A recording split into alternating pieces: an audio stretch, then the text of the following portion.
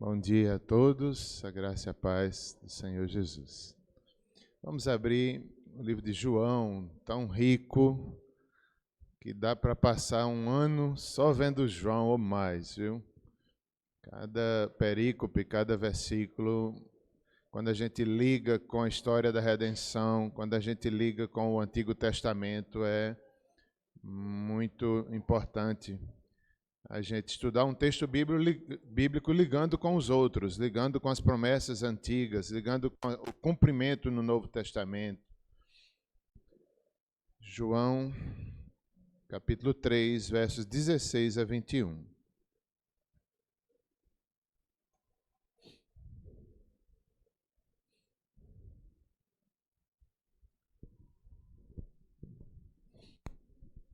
A missão do Filho. O que é que ele veio fazer aqui neste mundo, não é? Ontem eu usei várias vezes esse texto na evangelização, como foi edificante para mim mesmo, que Deus amou o mundo de tal maneira que deu seu Filho único para que todo aquele que nele crê não pereça, mas tenha a vida eterna. Como é forte isso. O que é que ele veio fazer? O que é que Jesus veio fazer nesse mundo? E tentando explicar para algumas pessoas, eu dizia, você tem coragem de sair da sua casa e morar num lugar bem ruim, onde faltasse algumas coisas, onde tudo fosse mais difícil, você deixaria o seu conforto para ir para lá? A maioria das pessoas dizia, não. Você daria seu único filho? Eu lembro de um rapaz que eu conversei, um jovem, eu disse, você daria, ele só tem uma filha. Daria não. Depois Deus fez isso. O amor dele foi tão grande que ele veio para esse mundo, em Cristo, no seu Filho. Deus se fez carne. Imagina a diferença do céu para a terra, tudo que ele passou aqui, a humilhação. Mas ele fez a missão do Filho, de nos salvar, de consertar uma terra quebrada, de uma terra pecaminosa.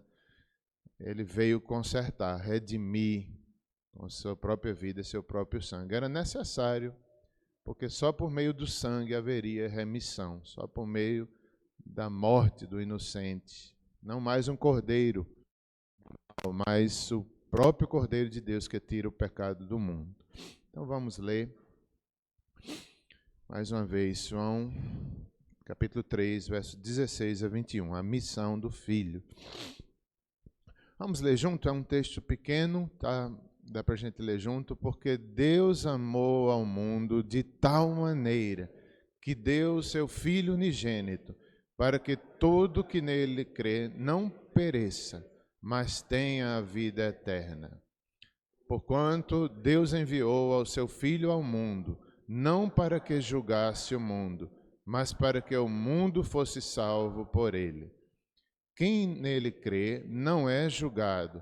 O que não crê já está julgado, porquanto não crê no nome do unigênito do Filho de Deus.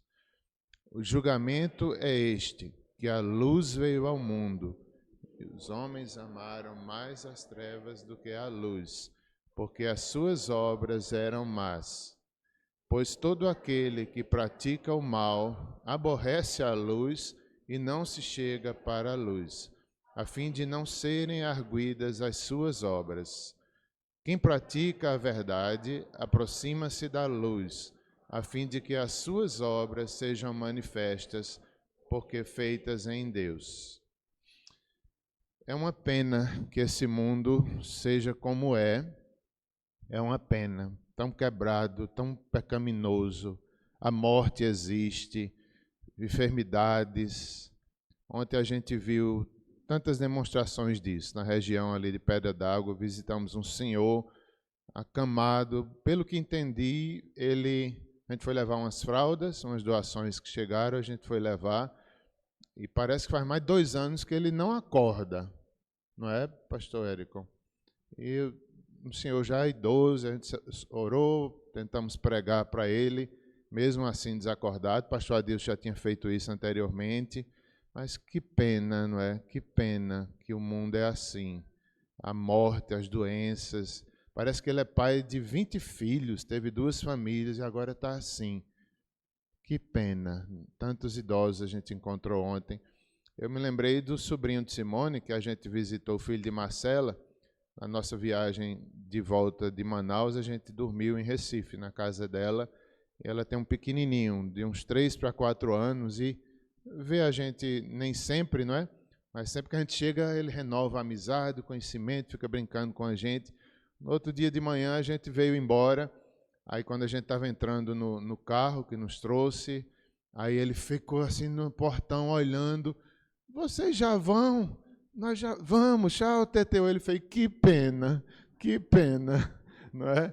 Então, essa é a sensação que a gente tem nesse mundo. Que pena que Adão pecou. Que pena. É tão triste morrer, não é? Hoje eu já fui consolado com isso e sempre sou pela palavra de Deus, mas sempre eu penso, que pena que a gente vai morrer.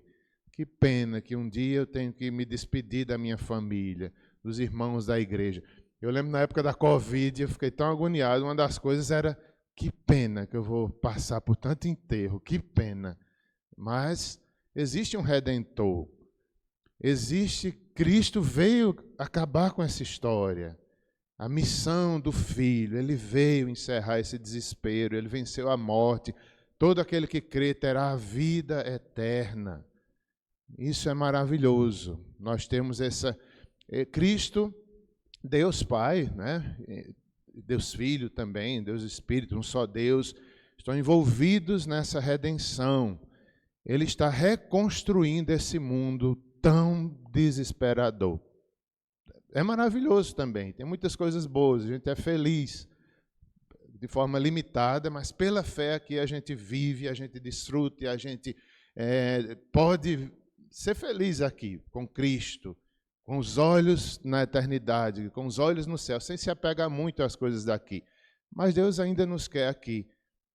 O mandato cultural tem que se cumprir, ele determinou o mandato espiritual, o mandato social, o mandato cultural. Então, ele quer a gente trabalhando, vivendo aqui nesse mundo pela fé. Faz parte do plano dele. Se ele quisesse encerrar, ele já tinha voltado.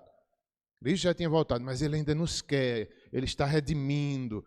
No final, será glorioso. A nova Jerusalém, novos céus, nova terra. A cidade, a nova Jerusalém, perfeita. Não haverá mais morte nem doença para sempre. Mas aqui a gente ainda está nesse finalzinho, talvez. Ninguém sabe quanto tempo isso vai chegar. Nova Jerusalém, novos céus e novas terras. Mas nós estamos nesse processo. Graças a Deus que Deus não nos abandonou. Ele veio em Cristo cumprir a nossa redenção. Imagine se a gente vivesse num mundo sem ter a promessa, sem ter um Redentor, vivêssemos aqui como muita gente vive, desesperados, comamos e bebamos que amanhã morreremos, porque não tem sentido. Imagine se a gente não conhecesse o Redentor, não conhecêssemos esse amor de Deus Pai. Mas tem gente que vive aí, vive nesse mundo, eu não sei como vive, só vive porque Deus dá graça. Até os ateus recebem graças para viver, senão eles não aguentariam viver nesse mundo desesperador, nesse sentido que eu estou falando do mundo mau, do mundo rebelde. Claro que existe o mundo criação, o mundo que glorifica a Deus também, a criação glorifica a Deus. Não é desse mundo que eu estou falando do mundo rebelde, o mundo que Deus amou, pecadores como nós. Mas Deus não se esqueceu da sua criação. Ele continuou a nos amar e enviou seu Filho. E ele veio, ele se humilhou, ele deu a vida. Essa é a missão do Filho.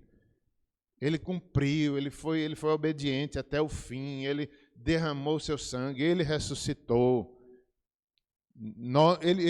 Isso é o novo nascimento, que foi falado no início do capítulo 3 até o verso 15. As aulas anteriores, hoje eu vou falar um pouquinho. Esse é o novo nascimento. Essa é a forma de Deus redimir esse planeta.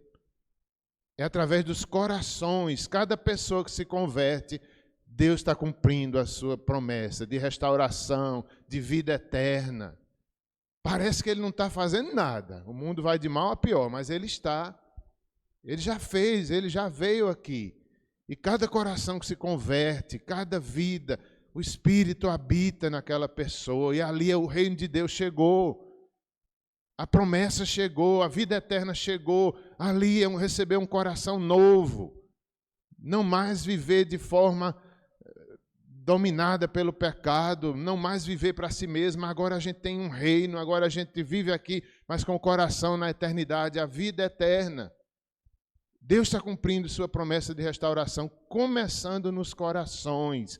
Cada coração nosso, cada pessoa que crê, é a restauração, é a nova vida, é a nova criação, é o novo nascimento, é o coração de pedra que foi quebrado e agora vivos para Deus. Nós vimos nas aulas anteriores sobre o novo nascimento, né? Nicodemos, idoso. Ontem foi tão forte também, eu pensei tanto nesse texto que eu estava estudando, né? Nessas últimas aulas também. A primeira casa que a gente visitou lá no sítio Pedra Branca era uma senhora idosa. Quem estava comigo era, deixa eu me lembrar, era Bia e... Meu Deus, quem estava comigo na minha dupla, nem sei mais. E o irmão de lá, o irmão Antônio de lá, do sítio Pedra. Meu Deus, é tanto sítio. Pedra d'Água não, Raquel. Sítio Bento, ele é do sítio Bento. Então, meus irmãos, a primeira casa que a gente abordou era uma senhora de idade. Como eu me lembrei de Nicodemos, que foi na terceira idade que Nicodemos, um religioso, vai à noite, né, talvez se escondendo ali para não ser visto, mas vai perguntar a Jesus o que fazer para ter a vida eterna. Idoso. Aí o marido dela não estava em casa, ela parece que estava sozinha, a gente ficou na frente. Aí eu abri esse texto e li para ela, me lembrando de Nicodemos, falando na intenção de que Deus use. A gente não sabe nem o que falar para que ela entenda. A gente vai para um lado, vai para outro. É Nicodemos, é Jesus, é o Filho, esperando Deus agir e salvar. Mas a gente tem que acreditar. Talvez não tenha sido a primeira vez que ela ouviu o Evangelho, mas a gente tem que agir como se fosse. Talvez seja a última oportunidade, talvez seja a primeira. E Deus pode usar um momento simples ali na calçada, ali os bodes nos nossos pés. Eu disse, é braba essa cabra? Não, eu digo, então eu vou para perto da cabra. Né? Então, o Filho já fez a parte dele, ele deixou conosco pregar o Evangelho. E a gente tem que crer nisso. Ali aquela mulher pode ter sido salva. Ou então ela pode rejeitar e continuar condenada. Porque o texto vai dizer isso, já estão condenados. Quem rejeita o Evangelho não vai ficar condenado, já nascem condenados. E no culto que teve lá no sítio Pedra Branca, teve um culto também que Tiel foi lá para acabar o culto, não foi, Tiel? É brincadeira. E Tiel chegou lá no final, Simone está esperando, que Simone tinha que ir para Boqueirão. Mas chamou a atenção muitas coisas naquele culto. Primeiramente a casa que tem recebido o pastor Adilson lá, uns irmãos, é uma casa que tem se aberto para o Evangelho, mas eles enfrentam muitas enfermidades.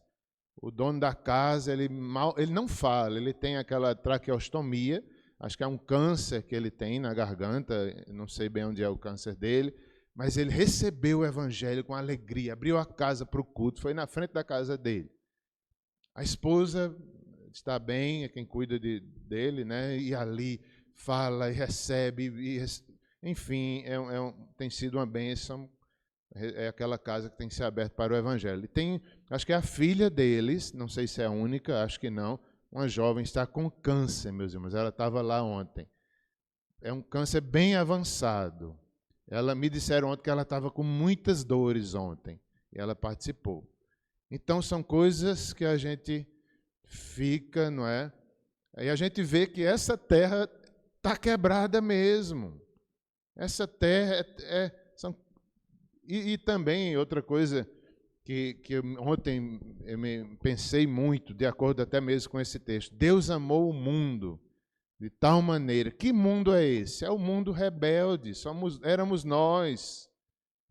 E como foi bom ontem, porque enquanto a gente prega para os outros, a gente é renovado. Como foi bom ontem eu ver a minha condição de rebelde, de pecador, de longe de Deus. Como foi bom ontem eu ver isso. Eu digo, Senhor, como eu era perdido e não sabia.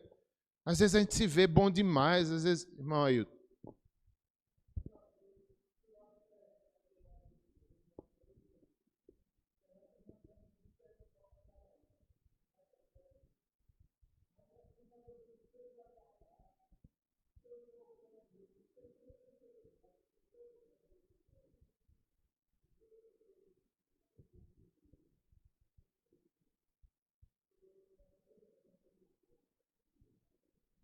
É verdade, Deus foi importante. Voltando ao culto, né? Eu vi lá uma senhorinha de idade chegando, acho que é a irmã do dono da casa. Nós já tínhamos visitado outra vez. Aí ela veio, bem idosa, abraçou esse dono da casa que está enfermo. Foi um abraço tão lindo. Eu acho que eles são irmãos, são vizinhos assim de sítio. Mas eu digo, olha só, talvez ouvindo o evangelho dessa idade, só me lembrava de Nicodemos. São tudo família, exatamente.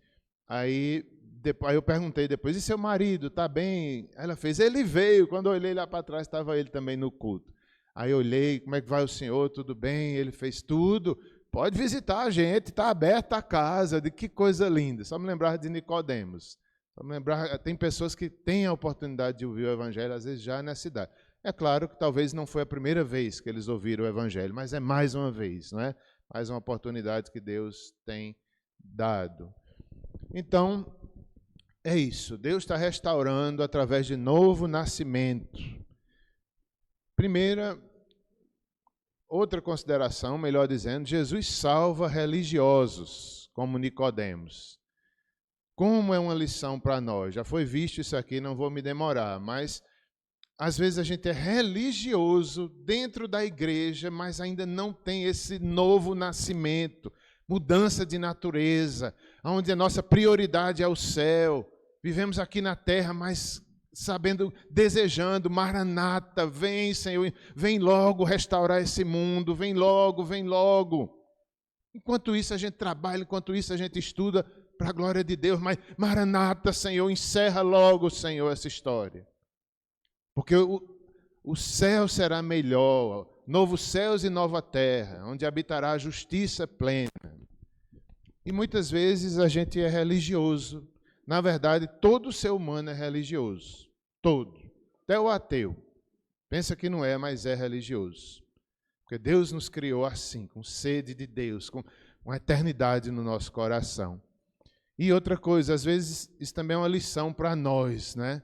Nem todos que vão para a igreja são convertidos, são nascidos de novo. Só Deus sabe quem nasceu de novo de verdade. As crianças, quando a gente ora, né? Senhor, que elas nasçam de novo. Os adolescentes, toda a programação da UPA é maravilhosa, glória a Deus, mas se não nascer de novo é só religiosidade. Pode ser brincadeira, pode ser isso, pode aquilo, é bom demais, mas se não nascer de novo, não verá o reino dos céus. Ah, mas eu fui criado na igreja presbiteriana do Catolé, quando chegar no céu.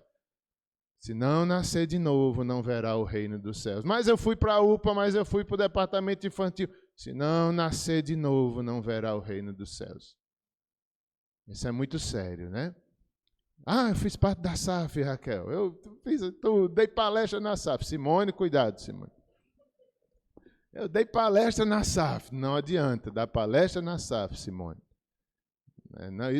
Lá não vai ser por isso. Eu fiz isso, eu ofertei. Eu era ofertante. Mandei um sapatinho. Mandei um sapatinho para a congregação. Não. Aqui é o arrependimento. Aquele que não nascer da água e do Espírito não verá o reino dos céus. É a mesma coisa. Da água e do Espírito, na linguagem do Antigo Testamento, quer dizer a mesma coisa. Aquele que o Espírito não agir na sua vida e crer e se arrepender, não verá o reino de Deus. Pode ser membro da igreja, pode ser batizado na igreja, mas se não tiver esse encontro com Deus, não verá o reino de Deus. Isso é importante. Cuidado, porque senão a gente é só religioso. Muito fácil a gente ser religioso, Muito fácil a gente ser legalista, muito fácil a gente encher de regra, de proibição, a gente é bom demais nisso, mas não salva. Não salva. É a intimidade, é o Espírito em nós, é a presença de Deus, é crer no Filho. Todo aquele que crê nele será salvo. Quem não crê já está condenado.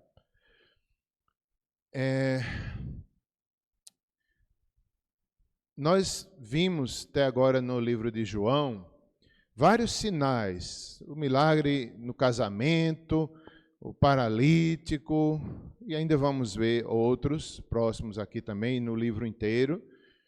Mas diante desse capítulo 3, a gente entende que todos os sinais são manifestações da glória de Deus, mostrando que Ele é o Filho de Deus, para que aquele que nele crê tenha vida eterna. Então, o sinal não é um objetivo em si mesmo, mas é revelar a glória de Deus. De certa forma, cada sinal mostra como vai ser o céu.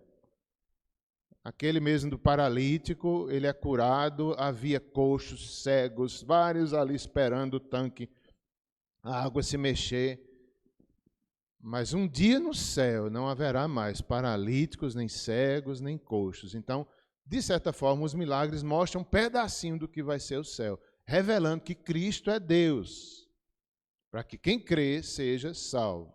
Agora, nessa história de Nicodemos, real, nós aprendemos que o maior milagre é o novo nascimento.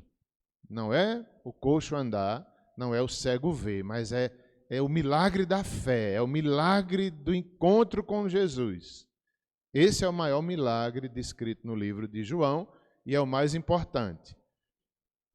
Porque curar, o que é que a Bíblia diz? Muitos no final vão dizer, Senhor, profetizamos em teu nome, ou talvez curamos em teu nome.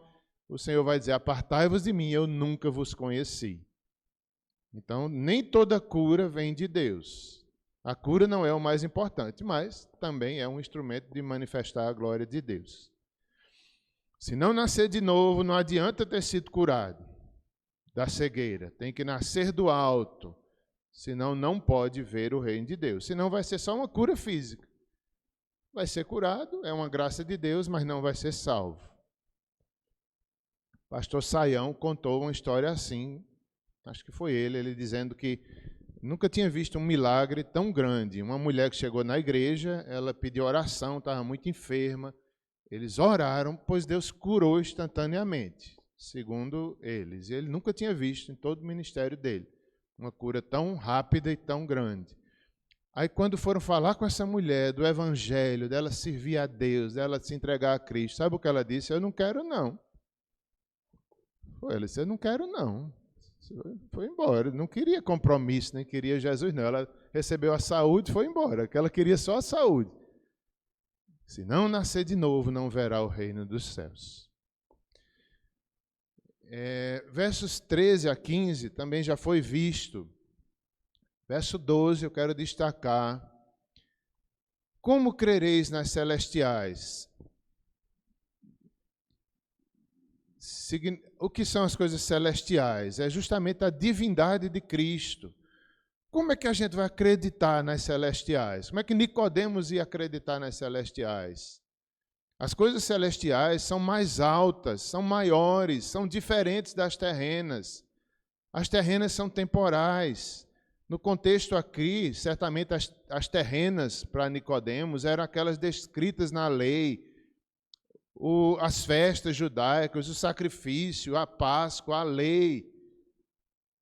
E Nicodemos conhecia tudo aquilo, mas era mestre de Israel, mas não conhecia o novo nascimento, não conhecia o nascer do Espírito, o nascer da água, Nicodemos. Então, as coisas celestiais são maiores do que as terrenas. E até Nicodemos, que era mestre religioso, não conhecia. As coisas celestiais são diferentes. E Jesus veio de lá. Esse texto vai dizer, ele veio de lá. E ele fala na linguagem de lá, ele fala como o Pai lhe ordenou. E o mundo não entende, o mundo lhe rejeita, porque ele vem de lá. Diz o verso 13, aquele que desceu de lá, do Pai. Capítulo 8, verso 38. Eu queria que alguém abrisse e lesse de João, capítulo 8, verso 38. Quem encontrar, por favor, leia, mostrando que Jesus vem de lá do Pai.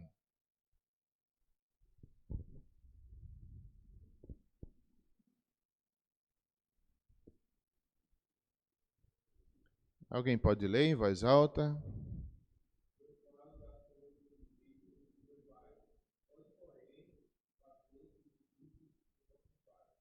Certo. Jesus ali defendendo, né, mostrando, melhor dizendo, a sua missão. Ele diz, eu falo daquilo que vi no Pai, ou que aprendi com o Pai. Como é, pastor? Vi junto de meu Pai. Então, a comunhão de Cristo com o Pai sempre existiu, antes desse mundo existir. Aí Jesus vem dizendo, eu falo aquilo que vi com o Pai. E ele vem, ele é diferente, ele é divino, o nascimento dele é diferente, a vida, a humildade, a cruz, a ressurreição, mostrando que ele é Deus. E o que ele viu com o Pai, ele aqui obedeceu. Aí ele falou, vocês vivem aquilo que vocês aprenderam com o vosso pai terreno, mas eu aprendi com meu Pai celestial. Então há uma diferença, né? Jesus vem trazer o reino de Deus. Ali, a nova forma de viver também ele vai nos ensinar.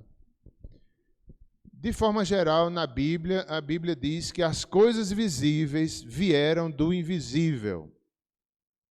Esse mundo foi criado e pela fé nós acreditamos, e a Bíblia diz que tudo isso que Deus criou, tudo aquilo que é visível, veio do invisível. Então, antes dessa terra ser criada, antes do universo ser criado, já há o mundo de Deus, o mundo espiritual. Paulo vai falar aos Efésios, as regiões celestiais, onde Cristo está. Ele sempre esteve, ele veio aqui, mas ele sempre esteve lá também. Para a gente é difícil entender essa linguagem, porque é uma linguagem celestial, de onde Jesus veio. Mas ele veio nos ensinar que é verdade. Existe Pai, Filho e Espírito Santo. A gente não compreende na linguagem terrena. É difícil entender um só Deus, Pai. Mas para lá é normal, é assim mesmo. E ele está ensinando a gente como é lá. E o Filho veio ensinar. Porque ele veio do Pai. As coisas visíveis vieram do invisível. São maiores. Um dia haverá novos céus, nova terra. Um dia a gente vai ter um corpo imortal e a gente vai certamente viver. Céus e terra, uma coisa só. Novos céus, nova terra. Por causa do Filho, que cumpriu a missão. Os mortos estão vivos diante de Deus. O novo nascimento, alguém que estava morto, agora está vivo. Nicodemos estava morto. Se ele creu naquela noite, ele está vivo, ele foi vivo, vivificado naquela noite. Mesmo que ele morreu, mas ele está vivo para com o Pai. E isso é tão importante, a gente saber que os mortos em Cristo estão vivos diante do Pai. Isso é um consolo, isso é maravilhoso, a gente entender que a vida não é só isso aqui. Um dia nós vamos encontrar com os mortos em Cristo, na eternidade. Quem crê será salvo, a vida eterna. Deus amou o mundo, todo que crê terá a vida eterna. Isso é consolador. Um dia nós estaremos juntos, reunidos, todo o povo de Deus. O novo nascimento, nós estamos vivos para Deus. Ainda que morramos, viveremos, porque estamos vivos espiritualmente. O Espírito habita em nós, nós estamos no corpo de Cristo, a vida de Cristo está em nós. Por crermos em Cristo, a vida dele, nele habita toda a vida. Não há nele treva nenhuma. Então, se pela fé cremos nele, nós temos a vida, porque ele é o caminho, a verdade e a vida. Os mortos, né? Tão desesperador. Como eu já falei, para mim sempre foi muito difícil a morte, mas graças a Deus por Cristo Jesus, que venceu a morte. Ele venceu a morte, a vida eterna. A vida passa rápido. Ontem à noite, na reunião da UPH, lá na Igreja Presbiteriana Monte Santo, eu encontrei nosso irmão Alisson, da Central. Nunca mais a gente tinha se visto pessoalmente. Aí ele olhou para mim e fez: rapaz, eu te conheci de cabelo preto, viu? Eu te conheci de cabelo preto. A gente rindo, brincando. Depois, tu tá de barba branca também. A vida passa rápido mesmo. Mas há uma vida eterna. Há uma vida eterna prometida. Tudo é muito rápido. Os cabelos já estão brancos da barba. Daqui uns dias, se eu estiver vivo, os da cabeça também vão ficar.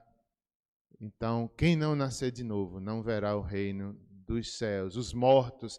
É tão importante essa doutrina dos mortos, do julgamento final, da vida eterna. Quem crê será salvo. Haverá um julgamento. Isso é tão consolador.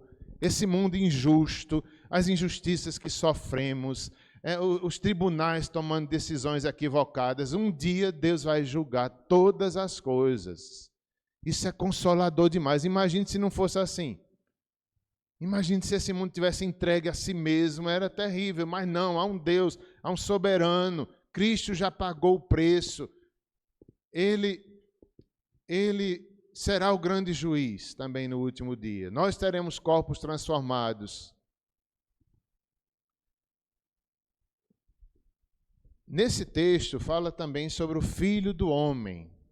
Jesus, chamado de Filho do Homem, é a expressão que Cristo mais falou sobre si mesmo, como Filho do Homem. Ele falava muito sobre isso. Ele era homem, verdadeiramente homem, divino, mas ele teve fome, ele sofreu, ele padeceu como um ser humano. Ele veio. É aquela história que eu falei. Eu conheci lá em Manaus um jovem, filho do pastor Raimundo, que ele estava me dizendo, aqui na região teve um homem, um dos pioneiros, que foi morar junto dos leprosos no passado, para poder pregar o evangelho para eles. E ele pegou lepra. Então, Cristo vem morar nesse mundo aqui.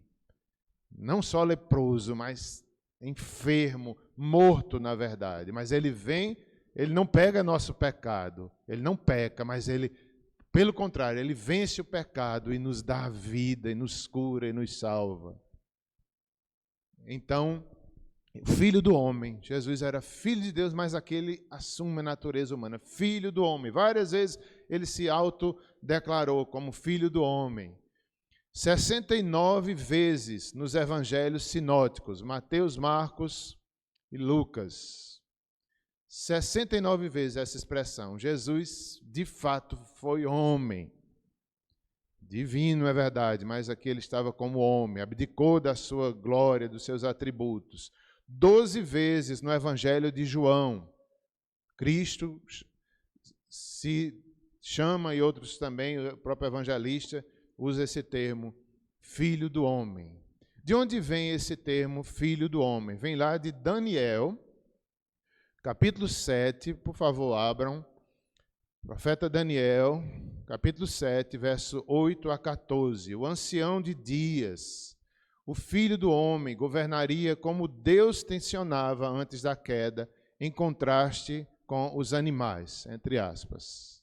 Daniel, vamos abrir esse texto, para ver de onde vem essa expressão, essa profecia antiga. Jesus é o cumprimento das profecias, não só de Daniel. Mas vamos dar uma olhadinha aqui na profecia de Daniel.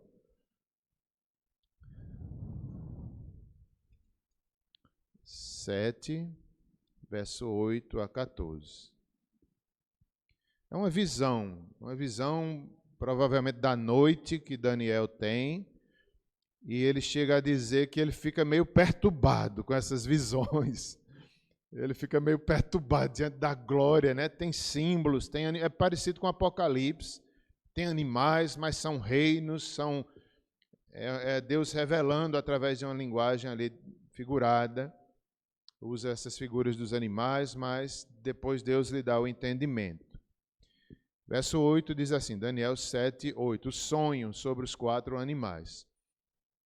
Estando eu a observar os chifres, né, na visão, Eis que entre eles subiu um outro pequeno, diante do qual 3 dos primeiros chifres foram arrancados. E eis que nesse chifre havia olhos como os de homem, e uma boca que falava com insolência. Continuei olhando, até que foram postos uns tronos, e o ancião de dias se assentou. Sua veste era branca como a neve, e os cabelos da cabeça como a pura lã. E o seu trono era chamas de fogo, e suas rodas eram fogo ardente. Verso 10. Um rio de fogo manava e saía de diante dele. Milhares de milhares o serviam, e miríades de miríades estavam diante dele. Assentou-se o tribunal, e se abriram os livros. Então estive olhando por causa da voz das insolentes palavras que o chifre proferia. Estive olhando e vi que o animal foi morto, e o seu corpo desfeito e entregue para ser queimado. Quanto aos outros animais, foi-lhes tirado o domínio, todavia foi-lhes dada prolongação de vida por um prazo de um tempo. Eu estava olhando nas minhas visões da noite, e eis que vinha com as nuvens do céu, um como filho do homem, e dirigiu-se ao ancião, e o fizeram chegar até ele. Foi-lhe dado domínio e glória e o reino, para que os povos, nações e homens de todas as línguas o servissem. E o seu domínio é domínio eterno, que não passará, e o seu reino jamais será destruído. Verso 5, verso 15, quanto a mim, Daniel, o meu espírito foi alarmado dentro de mim, e as visões da minha cabeça me perturbaram. Interessante, né? Às vezes os profetas se sentem assim, alarmados. Isaías quase morre diante da visão do trono de Deus. Jeremias já não passa de uma criança. E Daniel ficou alarmado. Ficou alarmado diante do trono do ancião de dias, diante do filho do homem. Ali mais uma profecia. Então, é isso. No verso 9 que lemos, fala sobre o ancião de dias, que é Deus. Na visão, Deus é chamado de ancião de dias. O seu cabelo, né, o seu cabelo branco, fala da sua sabedoria. É o verso 9, deixa eu dar uma olhadinha aqui. 7, 9. Isso, os cabelos da cabeça como pura lã, a sua barba como neve, falando da pureza de Deus. Deus é santo, Deus é puro, mais do que a neve. Então, todo pecado será julgado e destruído diante dele um dia, porque aqui é o trono de Deus, é o julgamento final. Nenhum pecado resistirá, porque Deus é santo, mais alvo do que a neve, o ancião de dias. Na visão de Daniel, Deus é visto como ancião de dias.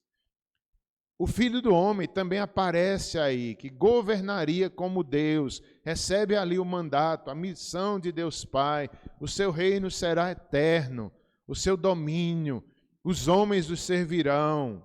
Então vem daí a expressão de Cristo como Filho do Homem, não só daqui, de outras profecias também, do contexto, de tudo mais, mas parte a raiz desse texto aqui de Daniel 8 a 14.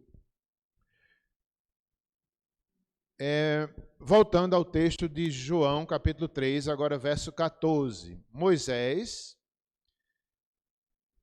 era necessário Cristo ser levantado no madeiro, assim como Moisés levantou a serpente numa haste. Os israelitas rebeldes murmuravam, está em Números 21, 4 a 9. Murmuravam e se queixavam, mas Deus ordenou a Moisés que fizesse essa haste, colocasse as serpentes, e todos aqueles que olhassem para ela seriam salvos, viveriam. Aquelas serpentes venenosas, ardentes, para punir os desobedientes e rebeldes. Mas quem olhasse para elas, Deus salvaria e eles viveriam, escapariam daquele veneno. Então, de forma semelhante, Cristo, todo que olhar para Cristo com fé não será condenado, mas viverá eternamente. Diz o verso 15, todo que nele crê para que todo que nele crê tenha a vida eterna. Por fim, chegamos aí no texto de hoje, que é os versos 16 a 21.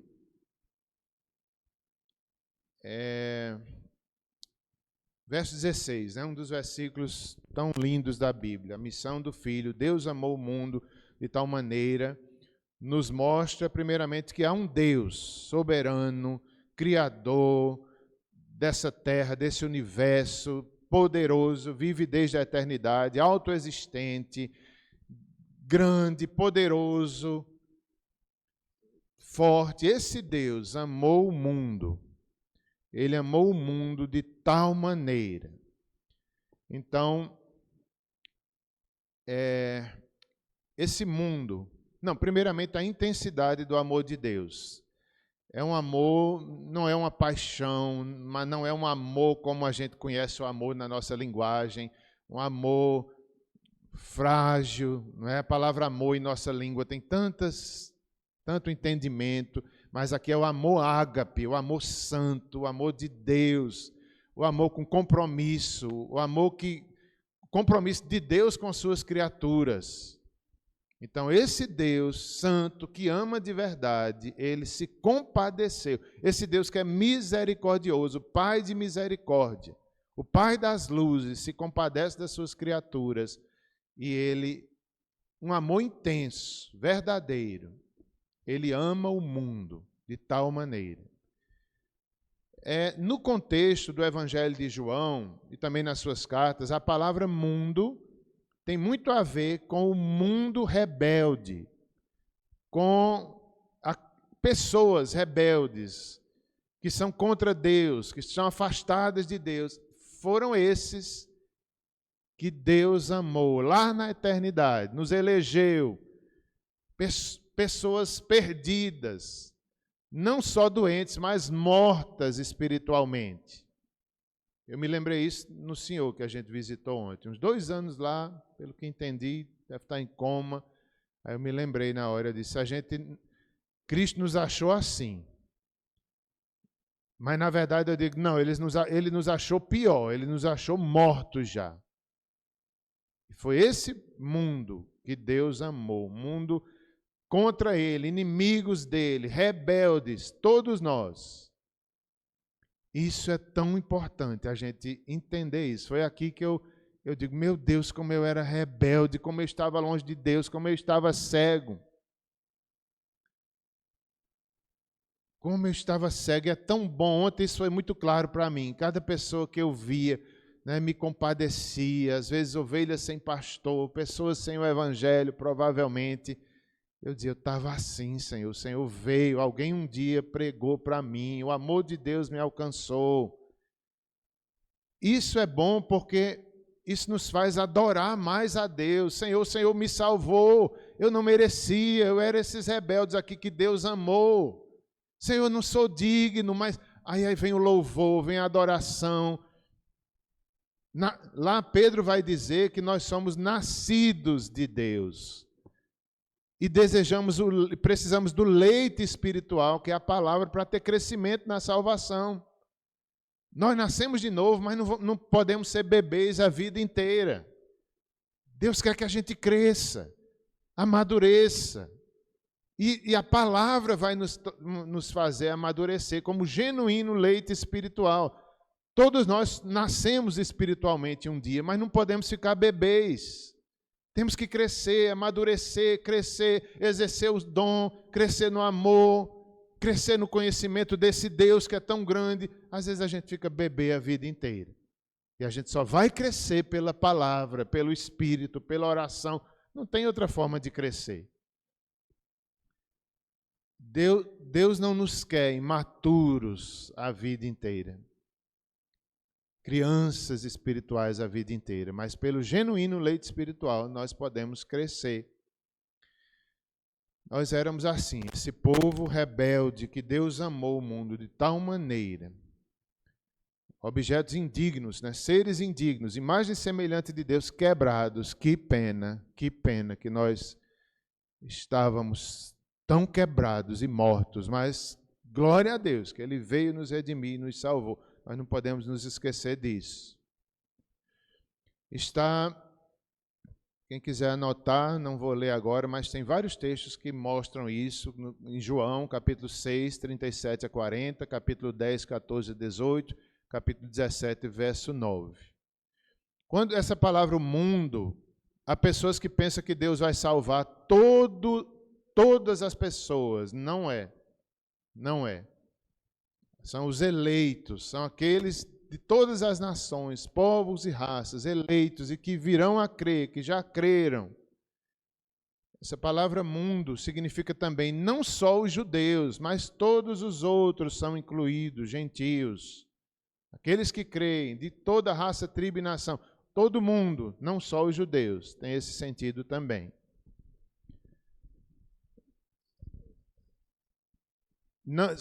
De várias etnias, povos e nações.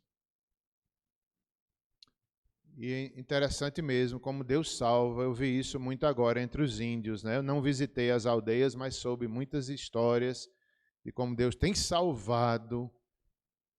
Eu soube uma história de 33 indígenas que vivem numa ilha e eles pediram para o missionário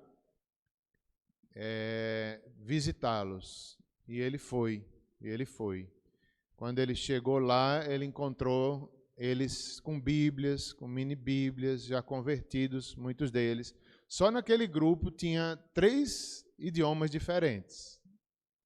Então, eles cantaram na língua lá deles e fizeram culto. E não tem pastor lá no meio deles. Não tem pastor. E eles são crentes porque ouviram a palavra de Deus, alguém levou, e eles não têm pastor. Mas são crentes, chegou para eles lá a palavra de Deus. Então se cumpre isso aqui. Os eleitos vão ouvir. Deus levanta missionários, chega de alguma forma. Eu vi muito isso lá. Como Deus levanta e chega, e pessoas que às vezes a gente pensa que não é nem crente, às vezes já chegou alguém lá, no meio do mato. Porque é obra divina, não é obra humana. Deus amou, e Deus é o maior responsável, e nós devemos obedecer e amar também. Amar da forma correta, né? Dando a nossa vida também para evangelizar. O verso 17 diz que haverá um julgamento. Haverá um julgamento. Deixa eu abrir aqui de novo. Eu estava em Daniel, estava no outro texto, então vou novamente para João 3,17.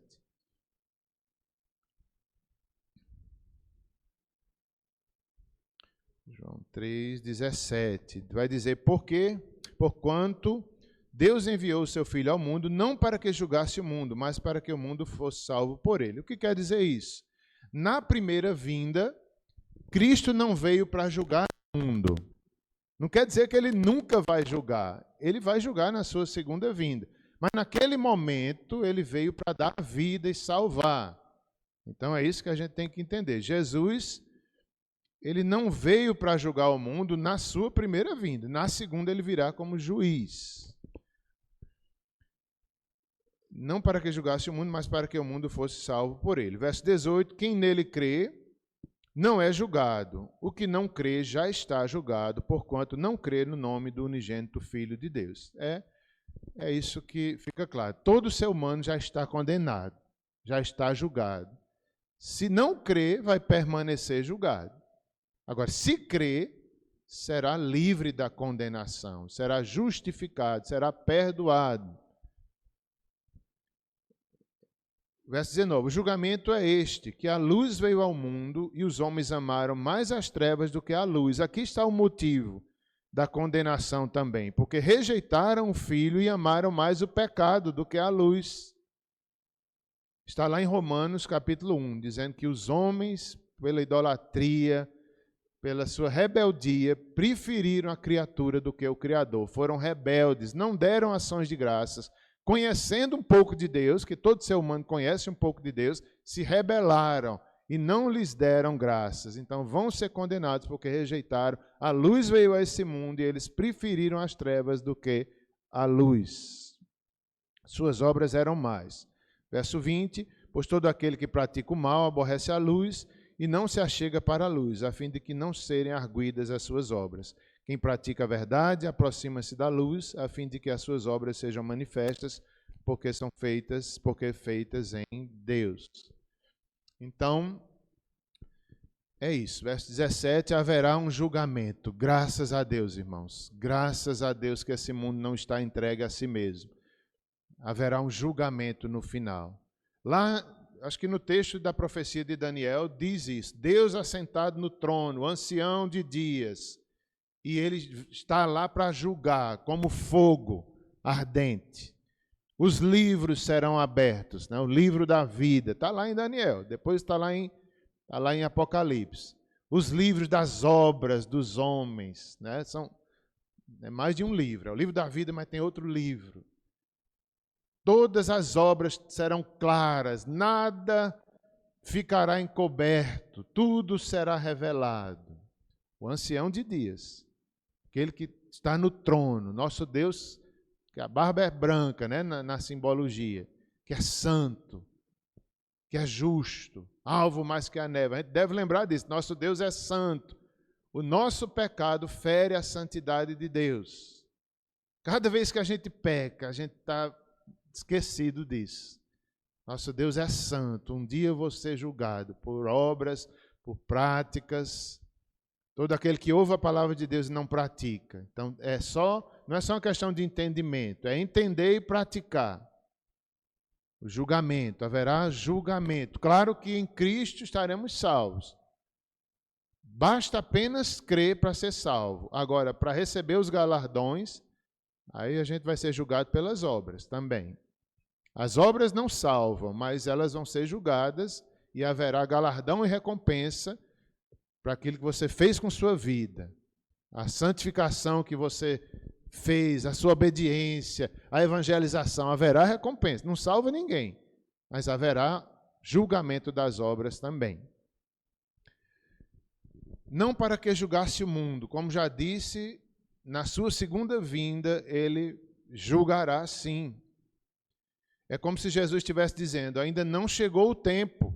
João capítulo 9, 39. Se alguém puder abrir também e ler, é interessante. Era como se Jesus estivesse dizendo, agora eu vim dar minha vida, ainda não é o tempo do julgamento, mas chegará o tempo. Romanos 1, 18, 32 fala sobre essa questão, que Deus entregou o homem a si mesmo, por ser rebelde, por não dar graças, por não se submeter ao Criador, por amar mais a criatura do que o Criador. Romanos 1, 18. Os nascidos do Espírito terão a vida eterna. Colossenses fala, buscai as coisas do alto. Nós vivemos aqui na terra, desfrutando, amando, servindo, mas com os olhos bem elevados para cima, para a eternidade. Alguém abriu o texto de João 9, 39? Se abriu, pode ler.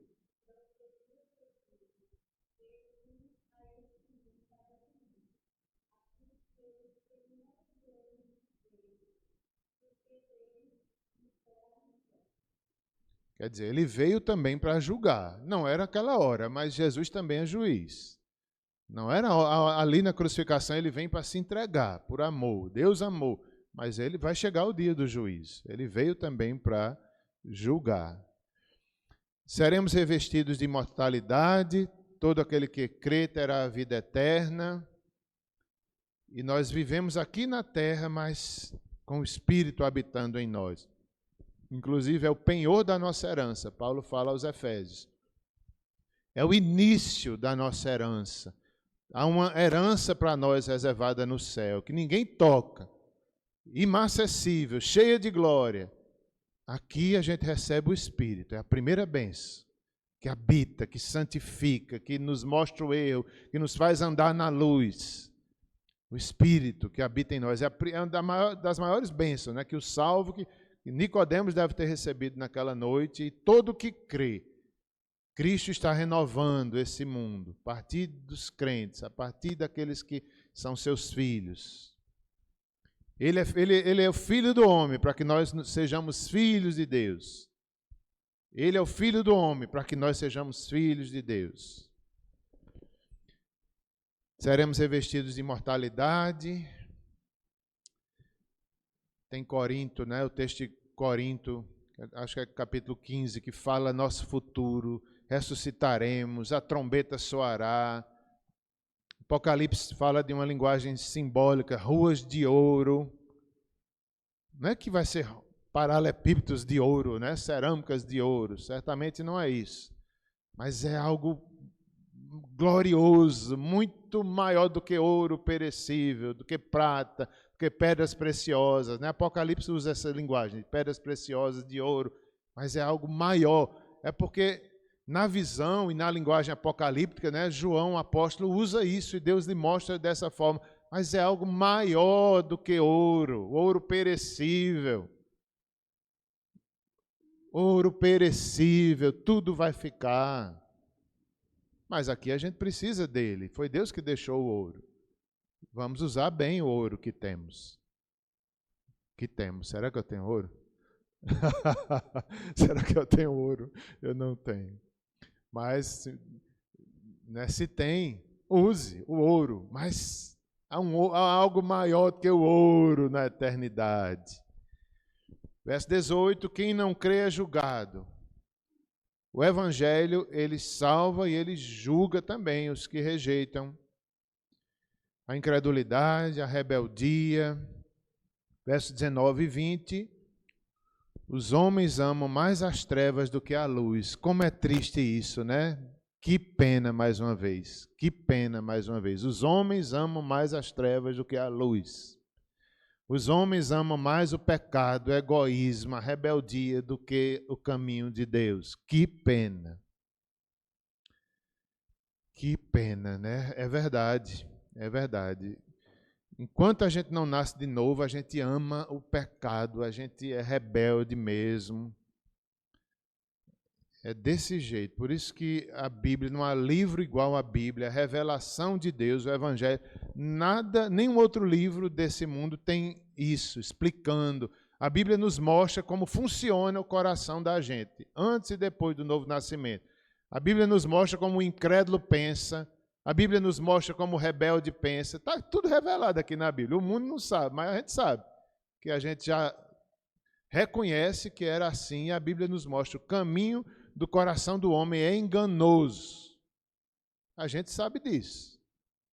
Inclusive, Jesus veio, o Cordeiro de Deus, é dito aqui em João, ele veio para tirar o pecado do mundo. Ele veio e Jesus não se deixava enganar, porque ele conhecia a natureza daqueles homens que estavam ali oprimindo ele, prendendo, levando a cruz.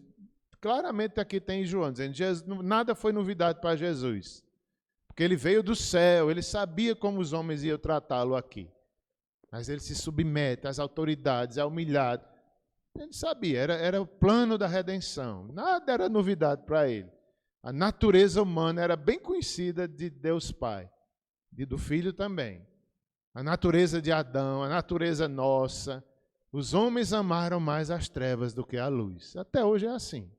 Até hoje é assim. O amor ao pecado é muito grande, a gente é terreno. Agora, Paulo diz que Cristo morreu para nos desarraigar deste mundo, como um prego que está bem batido numa madeira dura que é difícil arrancar. É assim a gente. Mas Cristo, ele sabe arrancar, ele nos arranca pelo seu poder desse mundo, do pecado, e nos faz nascer de novo. Só ele tem esse poder. A gente está feito um prego batido, enferrujado, que não tem quem tire. Eu não sei se vocês já tentaram tirar um prego. Dona Joseni parece que já fez isso, que ela está sorrindo ali para mim. Né? Prego batido, virado, ponta virada, como é que diz? Prego batido, ponta virada, né?